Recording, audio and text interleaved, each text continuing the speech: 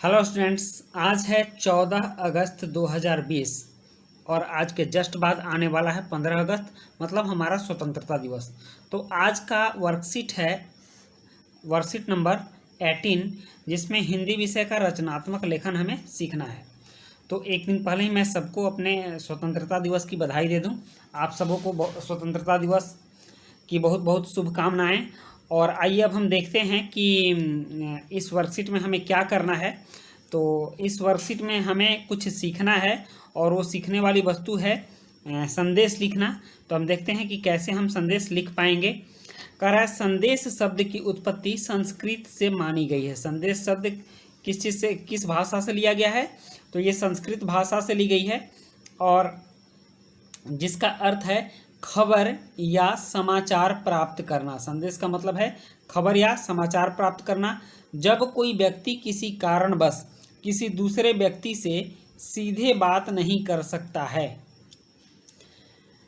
तब वह कोई जानकारी या समाचार खबर या संदेश के जरिए दूसरे व्यक्ति तक पहुंचाता है। गनीमत ये है कि आप लोगों ने जब इस धरती पर कदम रखा, जब आप लोग पैदा हुए, तो यहाँ मोबाइल फ़ोन पहले से ही, आपके जन्म से पहले से ही अवेलेबल है। ठीक, फ़ोन तो आपको मिल रहा है। इसमें जब मन किया, जिस व्यक्ति से मन किया, आपने नंबर लगाया और उससे बात कर लिया। आप सपोज कीजिए, कल्पना कीजिए कि जिस समय मोबाइल फ़ोन नहीं था, उस समय एक व्यक्ति से दूसरे व्यक्ति के पास बातें कैसे पहुंचती थी।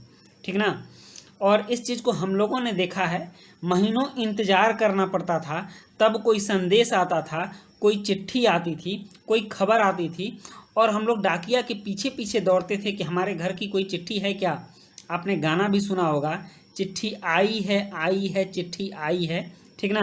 तो उस समय चिट्ठियों का काफ़ी महत्व होता था, संदेश का काफ़ी महत्व होता था, और खबर का, जब कोई खबर आती थी, कोई संदेश आता था, तो लोग काफ़ी उत्सुकतावश और काफ़ी दिनों से उसका इंतज़ार करते थे। और इस चीज़ को आपने, उस इंतज़ार को खो दिया है। आपके सामने तो सीधे मोबाइल आ गया, फ़ोन आ गया, डायरेक्ट नंबर डायल करते हैं, बात हो जाती है। लेकिन ये बात इस फ़ोन के आने से पहले की है कि जब कोई जानकारी या समाचार या खबर संदेश के जरिए दूसरे व्यक्ति तक पहुंचता है। ठीक, संदेश किसी व्यक्ति विशेष या किसी समूह द्वारा किसी व्यक्ति विशेष या समूहों को दिए जा सकते हैं। मतलब कि कोई इंडिविजुअल व्यक्ति, ठीक, जैसे वो आप हो सकते हैं, वो संदेश आप अपने भाई को दे सकते हैं, अपने पिता को दे सकते हैं, अपने माता को दे सकते हैं। तो यह व्यक्ति विशेष को दिया। या फिर कोई समूह, जैसे कोई पार्टी, राजनीतिक दल ही किसी दूसरे राजनीतिक दल को संदेश दिया, तो वो समूह द्वारा समूह को हो गया। या फिर कोई व्यक्ति भी किसी समूह को दे सकता है, कोई समूह भी किसी व्यक्ति विशेष को खत दे सकता है या संदेश दे सकता है। ये संदेश लिखित या मौखिक दोनों हो सकते हैं। ठीक ना। या तो आप मुंह से संदेश कह दीजिए, ठीक ना, या फिर आप लिख करके भी संदेश दे सकते हैं। तो आप लोग बोलते हैं ना हैप्पी न्यू ईयर, और ये बर्थडे का भी आप लोग संदेश देते हैं, हैप्पी बर्थडे टू यू। तो ये मौखिक हो गया। लेकिन पहले हम लोग को याद है कि जब हम लोग बच्चे थे, तो जब 1 जनवरी की शुरुआत होती थी, तो एक दूसरे को हम लोग ग्रीटिंग्स कार्ड देते थे, ग्रीटिंग्स देते थे। अब तो शायद बहुत कम लोग देते हैं, तो मोबाइल पर ही बना बनाया आता है, उसको आप लोग सेंड कर देते हैं। तो हम लोग ग्रीटिंग कार्ड देते थे। वो 1 ईयर का था, 1 जनवरी का होता था, और बर्थडे का भी होता था, फ्रेंडशिप डे का ग्रीटिंग्स कार्ड होता था। तो ये सब लिखित होते थे। वो जो ग्रीटिंग्स कार्ड होते थे, वो जो संदेश तो हम लोग देते थे, वो लिखित होते थे। और वैसे जो हम लोग हैप्पी न्यू ईयर और हैप्पी बर्थडे बोल देते हैं, ये मौखिक संदेश होते हैं। तो समझ गए इस बात को। अब चलिए, संदेश सुखद और दुखद दोनों तरह के होते हैं। अब यहाँ भी हमको समझना है कि सुखद संदेश कौन सा होता है। तो आपने जो बोला हैप्पी बर्थडे, ठीक, तो ये क्या हुआ? सुखद संदेश। हैप्पी न्यू ईयर, ये क्या हुआ? ये सुखद संदेश हुआ। और अगर मान लीजिए किसी के घर में किसी की मृत्यु हो गई है, तो वो क्या लिखता है? वो लोग शोक संदेश लिखते हैं। अपार दुख के साथ सूचित करना है कि मेरे घर में फलाने व्यक्ति की, या जो भी रहे हो, बाबा दादा नाना नानी, उनका देहावसान हो गया है या मृत्यु हो गई है, तो इस संदेश को दुखद संदेश कहते हैं। ये दोनों तरह के होते हैं, संदेश सुखद भी होते हैं और संदेश दुखद भी होते हैं। कोई भी संदेश व्यक्तिगत और सामूहिक हो सकता है, मतलब कोई किसी एक व्यक्ति को दिए तो वो व्यक्तिगत संदेश हो गया, और पूरे समूह को दिए तो सामूहिक हो गया। अब कह रहा है संदेश लेखन के वक्त निम्न बातों का ध्यान अवश्य रखना चाहिए। ठीक, तो अब देखते हैं कि किन किन बातों का ध्यान रखना चाहिए। और इन बातों को जानने से पहले मैं आप लोगों को एक टास्क देता हूँ, एक वर्क देता हूँ कि आप में से जिसने भी 1 जनवरी को शुभकामना संदेश ग्रीटिंग्स के माध्यम से दिया होगा या देते हैं, वो कमेंट में अपना नाम देंगे कि मैं देता हूँ, ठीक ना। तब हमको लगेगा कि आप लोग कितने बात पर ध्यान देते हैं या फिर सिर्फ पढ़ के निकल जाते हैं। आप लोग बताइए कितने लोग ग्रीटिंग्स के माध्यम से हैप्पी न्यू ईयर का संदेश देते हैं, ठीक, और कितने लोग मोबाइल पर मैसेज देके करते हैं, ठीक। तब देखिए, अब हम लोग देखते हैं संदेश लिखा कैसे जाता है। तो सबसे पहले संदेश को किसी सीमा रेखा जैसे बॉक्स या गोले के अंदर लिखा जाना चाहिए। एक बॉक्स होता है, ऐसा बॉक्स बना लें और उस बॉक्स के अंदर लिखें, या फिर गोला बना लें, उस गोला के अंदर लिखें। मतलब डिजाइनदार होना चाहिए, उसका बॉर्डर होना चाहिए। समझ में आ गया।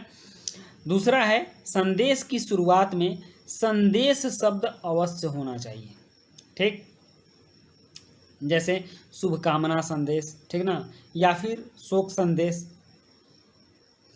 तो उस पे संदेश शब्द अवश्य होना चाहिए। उसके बाद दिनांक होना चाहिए, मतलब डेट लिखी होनी चाहिए। समय भी अवश्य लिखें कि वो संदेश आप कब दे रहे हैं, ठीक। तो ये हुआ। अब नेक्स्ट पॉइंट देखते हैं। नेक्स्ट पॉइंट में है फिर मुख्य विषय का कम लेकिन प्रभावशाली शब्दों में वर्णन करें। जो भी आपका मुख्य विषय हो उसका बहुत लंबा उसको नहीं करना है, लेकिन जो वर्ड होने चाहिए वो वर्ड काफ़ी सूटेबल होने चाहिए और अच्छे वर्डों का चयन करके ही आप संदेश दें। करा अंत में संदेश लिखने वाले का नाम अवश्य लिखें, ठीक। इतनी बातें संदेश में होनी चाहिए। और संदेश लेखन की जो शब्द सीमा है वो टोटल 30 से 40 शब्दों के बीच होनी चाहिए। बहुत लंबा चौड़ा चिट्ठी नहीं होना चाहिए। संदेश होता है, ठीक ना, वो शॉर्ट होना चाहिए, छोटा होना चाहिए। अगर चित्रों का उपयोग करना उचित लगे तो विषयानुसार किया जा सकता है। जिस तरह का संदेश होगा उस तरह का चित्र आप रख सकते हैं, पुट कर सकते हैं। और नेक्स्ट है, अगर शायरी, दोहे, श्लोक या कविता की आवश्यकता हो तो आप उसको भी प्रयोग कर सकते हैं। अगर आप उससे संबंधित कोई शायरी जानते हैं, कोई दोहा जानते हैं, कोई श्लोक जानते हैं या फिर कुछ कविता है तो उसकी कुछ लाइनों को आप लिख सकते हैं। संदेश में रचनात्मक और सृजनात्मक होनी चाहिए, मतलब कि वो क्रिएटिव होनी चाहिए, ऐसा लगे कि वो कुछ ढंग का लिखा हुआ हो, ठीक ना।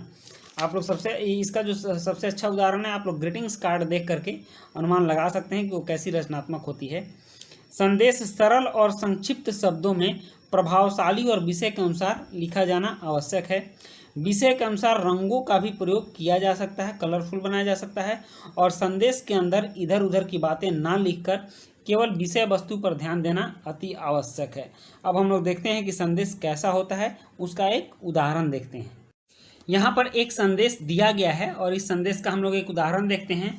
ये एक ब्लॉक में बना हुआ है और आइए पढ़ते हैं। ये जन्म दिवस पर शुभकामना संदेश है। ये जन्म दिवस, हैप्पी बर्थडे का संदेश है, ठीक ना।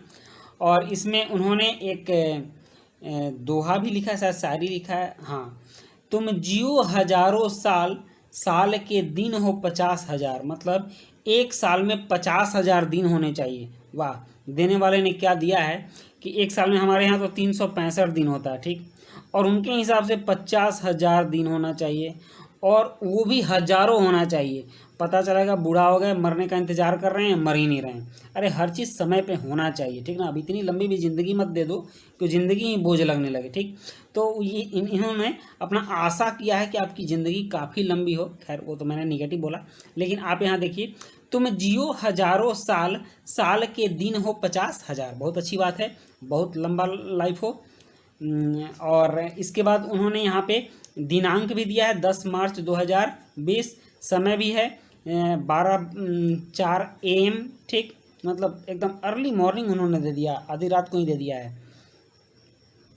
अब देखिए, अब वो कह रहे हैं, प्रिय बेटा अभिषेक, जन्मदिन की हार्दिक शुभकामनाएं।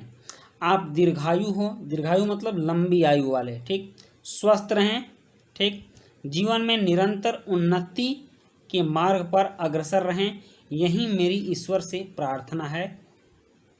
कामिनी, उनकी माँ कहती है।